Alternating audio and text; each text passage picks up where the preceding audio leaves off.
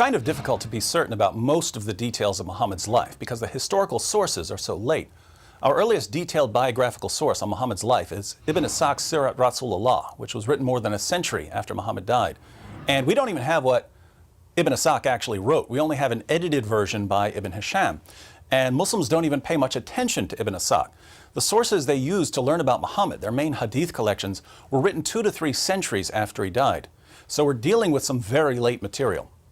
But if we take the Muslim sources at face value, the story of Muhammad's life goes something like this. He was born around 570 AD in a city called Mecca in what is now Saudi Arabia. His father, Abdullah, died before he was born, and his mother, Amina, died when he was 6 years old. After the death of his grandfather, Muhammad was raised by his uncle, Abu Talib, leader of the Banu Hashim clan. While he was still young, Muhammad began working in the Meccan caravan trade, which put him in contact with diverse religious traditions. When he was 25, he married a wealthy widow, Khadija, who was 15 years older than he was. With more leisure time, Muhammad developed the habit of retreating to a cave on Mount Hira for prayer and reflection, as was common for the polytheists of the Meccan Quraysh tribe. So it seems that Muhammad was very interested in religious matters long before anyone believed he was a prophet. During one of his yearly retreats, Muhammad became convinced that a jinn or a demonic spirit had possessed him and had ordered him to recite some verses. The verses said, "Read in the name of your Lord who created man from a clot of blood.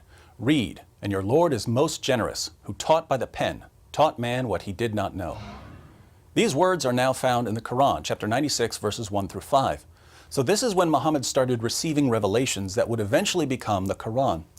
But again, he didn't think that they were revelations at this point. He thought that he was possessed by some sort of poetry demon. He was 40 years old at the time, and he was so embarrassed at the thought of being possessed by a jinn or a demon that he tried to hurl himself off a cliff. But whatever it was that gave him the verses stopped him from committing suicide. Muhammad ran home to his wife Khadija and her cousin Waraka, and it was Khadija and Waraka who persuaded him that he wasn't possessed, he was a prophet of Allah. Muhammad soon began preaching Islam to friends and family members and later to the public. But his messages became increasingly inflammatory. He condemned the religious beliefs of the polytheists of Mecca and he mocked their gods. Not surprisingly, the Meccans eventually started persecuting Muhammad and his followers. And after his wife Khadija and his uncle Abu Talib died, Muhammad decided to flee the city of Mecca. His new city, Medina, was a little over 200 miles north of Mecca. After forming alliances with various non-Muslim groups, Muhammad began robbing the Meccan caravans. These attacks eventually led to a series of battles with Mecca, the Battle of Badr, the Battle of Uhud, and the Battle of the Trench. As war booty poured in, so did new converts. The growing Muslim army allowed Muhammad not only to subdue Mecca, but to subdue the rest of Arabia as well.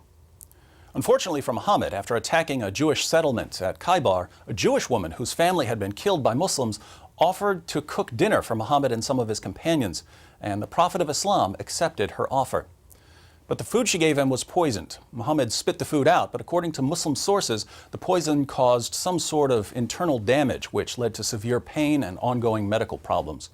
Muhammad suffered an agonizing death a few years later in 632. So to put all of this together, we can divide Muhammad's life into 3 main periods. There's the time before he claimed to be a prophet. This would be 570 to 610. There's his time in Mecca after he claimed to be a prophet. This is 610 to 622. And there's his time in Medina as a prophet. This is 622 until his death in 632.